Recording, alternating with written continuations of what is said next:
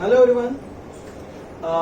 In my last video, we talked about a concept called as structures, and हमने structure के कुछ simple programs भी किए थे.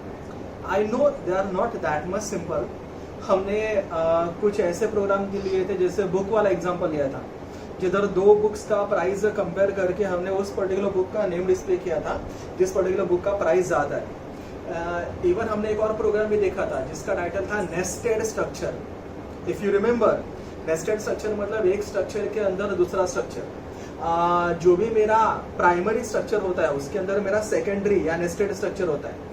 उस केस में सेकेंडरी स्ट्रक्चर का जो वेरिएबल होता है वो मेरे प्राइमरी स्ट्रक्चर का एलिमेंट कंसिडर किया जाता है. इसके लिए अगर आपको याद है, इवन आप पीछे जाके मेरा स्ट्रक्चर का वीडियो फिर से देख सकते हो. इसके लिए अगर आपको याद है, मैंने बोला अगर मुझे इनर स्ट्रक्चर का एलिमेंट एक्सेस करना है तो मुझे दो बार डॉट ऑपरेटर यूज करना पड़ता है. पहली बात, मुझे आउटर स्ट्रक्चर का वेरिएबल डॉट इनर स्ट्रक्चर का वेरिएबल डॉट इनर स्ट्रक्चर का एलिमेंट यूज करके मैं इनर स्ट्रक्चर के एलिमेंट को एक्सेस या यूज कर सकता हूं. ये हमने देखा था till our last video. Basically in this particular video हम लोग थोड़ा सा अपना कंसेप्ट आगे लेके जा रहे हैं. We are going to create array of a structure. हाँ, अगर मुझे दो बुक्स का प्राइस कंपेयर करना है तो यस, मैं स्ट्रक्चर के दो वेरिएबल क्रिएट कर सकता हूँ. अगर मुझे सपोज 3 बुक का प्राइस कंपेयर करना है तो भी ठीक है, मेरे लिए पॉसिबल है. मैं स्ट्रक्चर के 3 वेरिएबल्स क्रिएट कर सकता हूँ. बट व्हाट इफ अगर एग्जांपल में मुझे 2, 3, 1 ऐसे छोटे छोटे नहीं, 10, 20, 30 ऐसे वेरिएबल्स क्रिएट करने. If I want to create large number of variables तो उस केस में मुझे फिर स्ट्रक्चर का क्रिएट करना पड़ेगा एरे. एंड इस पर्टिकुलर वीडियो में, रादर इस वीडियो में और मेरे नेक्स्ट वीडियो में हम लोग वही दो एग्जांपल देखने वाले हैं. तो चलो मैं डायरेक्टली मेरे प्रोग्राम से चालू करता हूं. The example is like this. Create a structure whose name is employee having elements as ID, name, salary. Accept data for 10 employees. I repeat, here I need to accept data for 10 employees and display name of the employee whose salary is greater than 30,000. तो अगर आपने notice किया, मुझे accept 10 के 10 employees का करना है, लेकिन मुझे बस उन एम्प्लॉइज का नेम डिस्प्ले करना है. I just need to display name. I just need to display name of those employees whose salary is greater than 30,000. Okay, without wasting our time, let's start with the program. Program start करते हैं. जैसे उसने मुझे बोला है structure का नाम होना चाहिए एम्प्लॉय. तो कहने से इधर नॉर्मली मेरे हेडर फाइल के बाद, आपको तो पता है मेरे स्ट्रक्चर के हर प्रोग्राम के अंदर, रादर सी के हर प्रोग्राम के अंदर मुझे जो हेडर फाइल यूज करना पड़ता है नॉर्मली वो होता है मेरा stdio.h. तो कहने से इधर भी मुझे लिखना पड़ेगा हैश इंक्लूड stdio.h. मैंने आपको लास्ट वीडियो में भी बोला था, अगर स्ट्रक्चर को मेन के अंदर बनाओगे तो भी चलेगा, मेन के बाहर ग्लोबली बनाओगे तो भी चलेगा. ग्लोबली स्ट्रक्चर क्रिएट करना is a best way so that मेरे प्रोग्राम के बाकी फंक्शंस भी उस स्ट्रक्चर को यूज कर सकते हैं. तो इधर भी अपने बाकी सारे एग्जांपल की तरह मैं स्ट्रक्चर को ग्लोबली क्रिएट करने वाला हूं. तो आप नोटिस करो, मैंने मेन फंक्शन को चालू नहीं किया, मैं लिख रहा हूं struct followed by name of the structure. Structure का नाम उसने मुझे बोला है एम्प्लॉय करके, तो लेट मी क्रिएट स्ट्रक्चर का नाम है एम्प्लॉय. अंदर आप याद करो, मुझे स्ट्रक्चर के अंदर के एलिमेंट्स लिखने पड़ते हैं. मेरे स्ट्रक्चर के अंदर उसने मुझे 3 एलिमेंट बोले, आईडी, नेम, सैलरी. तो कहने से इधर मुझे लिखना पड़ेगा आईडी, जो कि नॉर्मली इंटीजर में होता है, तो I need to write int ID. Name मतलब स्ट्रिंग ना, कैरेक्टर एरे ना, किस नेम के अंदर मल्टीपल कैरेक्टर्स होते हैं. तो कहने से इधर मुझे लिखना पड़ेगा कैर नेम. एंड कहने से इधर मुझे कोई तो बड़ा सा साइज देना पड़ेगा. लेट्स अज्यूम कि नेम को मैंने साइज दिया 20 करके. एंड कहने से मेरा तीसरा एलिमेंट रहेगा एम्प्लॉय का सैलरी. अभी सैलरी को मेरे ऊपर डिपेंड करता है, मैं इंटीजर में लूंगा तो भी चलेगा, फ्लोट में लूंगा तो भी चलेगा. एक काम करता हूँ, चलो सैलरी को मैं लेता हूँ फ्लोट में. तो कहने से इधर मुझे लिखना पड़ेगा फ्लोट सैलरी. तो ये रहे मेरे स्ट्रक्चर के अंदर के एलिमेंट्स. आपको तो पता है, एक बार स्ट्रक्चर का डेफिनेशन लिखने के बाद मुझे मेरे मेन फंक्शन से प्रोग्राम चालू करना पड़ेगा. तो इधर मेरा स्ट्रक्चर खत्म, अभी मैं चालू करता हूँ मेरे मेन फंक्शन से. तो कहने से इधर मुझे लिखना पड़ेगा इंट मेन। कहने से इंट मेन के अंदर जैसे स्ट्रक्चर्ड प्रोग्रामिंग का रूल है, मुझे सबसे पहले वेरिएबल्स को डिक्लेयर करना पड़ेगा। तो इधर स्ट्रक्चर के भी तो मुझे वेरिएबल्स क्रिएट करने हैं। उसने मुझे एग्जांपल में क्लियर बोला है कि स्ट्रक्चर के टोटल 10 वेरिएबल्स होने चाहिए, क्योंकि उसने क्लियरली बोला है मुझे 10 एम्प्लॉइज का डेटा हैंडल करना है।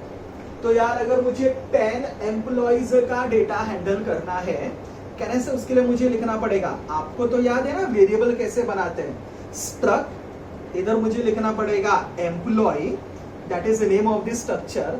इफ यू रिमेंबर, अगर मैंने सिर्फ लिखा ई, तो इसका मतलब है मैंने स्ट्रक्चर का आई एम सॉरी सिर्फ एक वेरिएबल बनाया जिसका नाम है ई करके, लेकिन इसने मुझे बोला है कि मुझे 10 एम्प्लॉइज का डेटा चाहिए।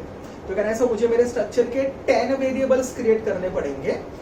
10 वेरिएबल्स क्रिएट करूंगा, लेकिन कहने से 10 के 10 वेरिएबल्स का टाइप सेम रहेगा, स्ट्रक्ट एम्प्लॉय।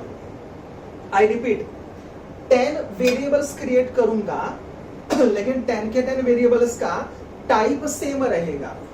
एंड अगर आपको एरे का डेफिनेशन याद है, array is the collection of element having a same data type, बरोबर ना। तो अगर मुझे 10 एलिमेंट का कलेक्शन चाहिए जिनका टाइप सेम है, तो मैं यूज करता हूं एरे। कहने से इधर मुझे लिखना पड़ेगा ब्रैकेट में 10। नो नीड टू से, हम सबको एरे पता है, एरे का स्टार्टिंग इंडेक्स चालू होता है 0 से। तो अगर कोई मुझे पूछेगा सर आपके एम्प्लॉइज कौन कौन है, तो मैं बोलूंगा ई ऑफ 0 से लेके ई ऑफ 9 तक, ये मेरे 10 एम्प्लॉइज है। I hope you remember, array indexing start with 0 and goes up to n-1। तो इधर अगर n का वैल्यू 10 है तो मेरे एम्प्लॉइज रहेंगे ई ऑफ 0 से लेके ई ऑफ 9 तक। तो ये तो मैंने एक वेरिएबल क्रिएट कर दिया। मुझे लगता है मेरे सारे स्टूडेंट ये भी जानते हैं कि अगर मैं एरे को यूज कर रहा हूं, तो नॉर्मली एरे को एक्सेप्ट करने के लिए, डिस्प्ले करने के लिए अपने को फॉर लूप इस्तेमाल करना पड़ता है। तो फॉर लूप को चलाने के लिए मैं ना एक और वेरिएबल क्रिएट करता हूं, जिस पर्टिकुलर वेरिएबल का नाम रहेगा आई करके। तो let me create a variable I also. और कुछ लगा तो चलो बाद में ऐड कर देंगे। कहने से सबसे पहला टास्क है कि मुझे 10 के 10 एम्प्लॉइज का आईडी, नेम और सैलरी एक्सेप्ट करना है। अगर 10 के 10 एम्प्लॉइज का आईडी, नेम, सैलरी एक्सेप्ट करना है, तीनों को मैं इंडिविजुअल एक्सेप्ट करना बैठूंगा तो प्रोग्राम कहने से बहुत बड़ा हो जाएगा। तो एक काम करता हूं, 10 के 10 एम्प्लॉइज के ऊपर सेम ऑपरेशन करना है ना मुझे, तो उसके लिए मैं यूज करता हूं एक फॉर लूप। तुम जानते हो, मैं जानता हूं, मेरा पहला एम्प्लॉय है ई ऑफ 0 एंड मेरा लास्ट एम्प्लॉय है ई ऑफ 9। तो ऐसा फॉर लूप बना के दो जो 0 से लेके 9 तक, मतलब टोटल 10 टाइम्स चले। 0 से 9 तक 10 टाइम्स होता है, राइट है ना। तो चलो ऐसा फॉर लूप बना के दो। कहने से मुझे लिखना पड़ेगा for i is equal to 0, i less than 10। Less than 10 लिखा मतलब कहने से वो 9 तक ही जाएगा, 10 को इंक्लूड नहीं करेगा। आगे i plus plus. Student, if someone ask me sir ये फॉर लूप कितनी बार चलेगा, आंसर इज 10 टाइम्स चलेगा। हाँ, लेकिन अगर किसी ने मुझे पूछा सर ये फॉर लूप कहां से कहां तक जाएगा, ये फॉर लूप 0 से लेकर 9 तक जाएगा। तो चलो मैंने फॉर लूप तो बना दिया। आपको तो पता है इस पर्टिकुलर फॉर लूप का पर्पस है मुझे 10 के 10 एम्प्लॉइज का आईडी, नेम, सैलरी एक्सेप्ट करना है। तो एक्सेप्ट करना है तो सबसे पहले यूजर के सामने मैसेज देता हूं, print F may be /n enter ID comma name and salary. कहने से बंदा मैसेज पड़ेगा एंटर आईडी, नेम, सैलरी। बंदा 3 वैल्यू एंटर करेगा। चलो उनको एक्सेप्ट कर लेते हैं। एक्सेप्ट करने के लिए कहने से मुझे लिखना पड़ेगा स्कैन एफ। अंदर सबसे पहले वो एंटर करेगा आईडी। आईडी को एक्सेप्ट करने के लिए मुझे लिखना पड़ेगा %d। बाद में एंटर करेगा नेम। नेम के लिए मैंने हमेशा बोला है आप गेट एस भी यूज कर सकते हो और %s भी यूज कर सकते हो। तो चलो मैंने नेम के लिए लिया %s। बाद में एंटर करेगा सैलरी। सैलरी मतलब फ्लोट है ना, तो उसके लिए मैं लिखूंगा %f। कहने से पहला जो वो आईडी डालेगा वो ई ऑफ 0 का आईडी बनना चाहिए, लेकिन 0 को कौन लेके बैठा है, आई। तो कहने से पहला वो जो आईडी डालेगा वो जाना चाहिए ई ऑफ आई के आईडी में।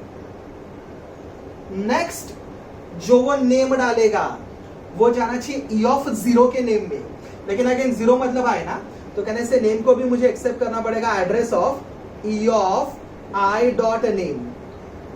मैंने आपको लास्ट टाइम भी बोला था, स्ट्रक्चर में जब आप स्ट्रिंग एक्सेप्ट करते हो ना, एड्रेस यूज करोगे तो भी चलेगा, नहीं यूज करोगे तो भी चलेगा। तो address of E of I dot name लिखोगे तो भी चलेगा, या सिर्फ ई ऑफ आई डॉट नेम लिखोगे तो भी चलेगा। नेक्स्ट, वो जो सैलरी एंटर करेगा, कहने से वो ई ऑफ जीरो का सैलरी बना चाहिए। से जीरो मतलब आई, तो कहने से सैलरी भी जाना चाहिए address of E of I dot salary. कहने से स्टूडेंट इधर मेरा फॉर लूप खत्म। ये फॉर लूप टोटल 10 टाइम्स चलेगा। तो कहने से ये फॉर लूप को यूज करके मैं ई ऑफ जीरो से लेके ई ऑफ 9 तक सबका आईडी, नेम और सैलरी एक्सेप्ट कर सकता हूं। तो I hope this particular question is clear to you. इधर मैंने 10 के 10 एम्प्लॉयज का आईडी, नेम और सैलरी यूजर से एक्सेप्ट किया। आईडी, नेम और सैलरी यूजर से एक्सेप्ट करने के बाद टास्क ये था, मुझे उन एम्प्लॉयज का नाम डिस्प्ले करना है जिनका सैलरी ग्रेटर देन 30,000 है। एक तो कॉमन सेंस की बात है, अगर मुझे चेक करना है सैलरी 30,000 से ज्यादा है कि नहीं, कहने से पहली बात तो मुझे 10 के 10 एम्प्लॉयज को कंपेयर करना पड़ेगा, मतलब हर एक का सैलरी कंपेयर करना पड़ेगा। लेकिन सैलरी कंपेयर करने के लिए मुझे 10 के 10 एम्प्लॉयज को चेक तो करना पड़ेगा। अगर 10 के 10 एम्प्लॉयज को मुझे चेक करना है तो कहने से उसके लिए मेरा फॉर लूप यूज करना पड़ेगा। तो इधर फॉर 10 के 10 एम्प्लॉयज को मुझे चेक करना है, राइट है ना, तो इधर भी फॉर लूप ऐसा लिखूंगा जो 10 बार चलेगा। अगर एम्प्लॉयज आपको पता है 0 से लेके 9 तक है, तो ये फॉर लूप भी कहने से 0 से लेके 9 तक ही रहेगा। तो it will be i is equal to 0, i less than 10, i plus plus. कहने से इस पर्टिकुलर फॉर लूप के अंदर मैं जो भी लिखूंगा वो 10 टाइम्स एग्जीक्यूट होगा। तो 10 टाइम्स एग्जीक्यूट होने वाला फॉर लूप मैं लिख रहा हूं, जो आपको दिख रहा है इधर 0 से लेकर 9 तक चलेगा। हम सब जानते हैं ये पर्टिकुलर फॉर लूप को मैंने क्यों लिखा। इस पर्टिकुलर फॉर लूप को यूज करके मैं सारे एम्प्लॉयज का सैलरी कंपेयर करूंगा। कहने से सारे एम्प्लॉयज का सैलरी कंपेयर करूंगा। सबसे पहला एम्प्लॉय तो आपको पता है ई ऑफ जीरो है, लेकिन जीरो को कौन लेके बैठा है, आई ना। तो कहने से सबसे पहले मुझे ई ऑफ आई का सैलरी कंपेयर करना पड़ेगा। ई ऑफ आई का सैलरी मतलब कहने से ई ऑफ आई डॉट सैलरी। 10 के 10 एम्प्लॉयज को कंपेयर करो, हर एक एम्प्लॉय का सैलरी चेक करो। तो कहने से इधर मुझे लिखना पड़ेगा इफ, कहने से if E of I dot salary is greater than 30,000। अगर ये कंडीशन ट्रू है तो कहने से उस ई ऑफ आई का जिसका सैलरी 30,000 से ज्यादा है, उस ई ऑफ आई का नेम डिस्प्ले होना चाहिए। तो नेम डिस्प्ले करना है, नेम डिस्प्ले करना है। इसके लिए कहने से मुझे लिखना पड़ेगा प्रिंट एफ बैकस्लैश n लिखता हूं, मतलब हर नाम नए नए लाइन में डिस्प्ले होगा। नेम डिस्प्ले करना है ना मुझे, नेम मतलब स्ट्रिंग, तो इधर मुझे लिखना पड़ेगा percentile s। Can I comment, Hindi में बोलूं तो जिस ई ऑफ आई का सैलरी 30,000 से ज्यादा है, उस ई ऑफ आई का नेम डिस्प्ले होना चाहिए। तो मुझे लिखना पड़ेगा percentile s E of I dot name. इधर मेरा इफ खत्म। जिसका सैलरी 30,000 से ज्यादा नहीं, उसका कुछ भी डिस्प्ले नहीं होना चाहिए। इसके लिए इस पर्टिकुलर प्रोग्राम में एल्स पार्ट नहीं आएगा।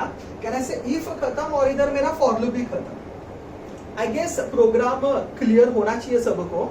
मैं 10 के 10 एम्प्लॉयज को चेक करूंगा, लेकिन जिसका सैलरी 30,000 से ज्यादा है उसका सिर्फ नेम डिस्प्ले करूंगा। So those E of I whose salary is greater than 30,000, those E of I whose salary is greater than 30,000, their name should be displayed. तो this is nothing but my program. Program को अगर मैं छोटे छोटे steps में divide करूं तो इस पर्टिकुलर फॉर लूप को यूज करके मैंने 10 के 10 एम्प्लॉयज का आईडी, नेम, सैलरी एक्सेप्ट किया। इस पर्टिकुलर फॉर लूप को यूज करके 10 के 10 एम्प्लॉयज का सैलरी मैंने कंपेयर किया, लेकिन जिनका सैलरी इस क्राइटेरिया में आ रहा है बस उन्हीं ई ऑफ आई का नाम डिस्प्ले किया। So that is my code. Obviously program है, मेन को खत्म करने से पहले मुझे लिखना पड़ेगा रिटर्न 0 और इधर मेरा मेन फंक्शन खत्म। I hope this particular program is very much clear to you. ये वाले प्रोग्राम में नई बात ये है कि हमने स्ट्रक्चर का एरे बनाया because I want to handle large number of variables. In my next program, I am also going to take the same kind of program जिधर मैं स्ट्रक्चर का एरे बनाऊंगा और उन स्ट्रक्चर के वेरिएबल्स को एक दूसरे के साथ कंपेयर करूंगा। Thank you.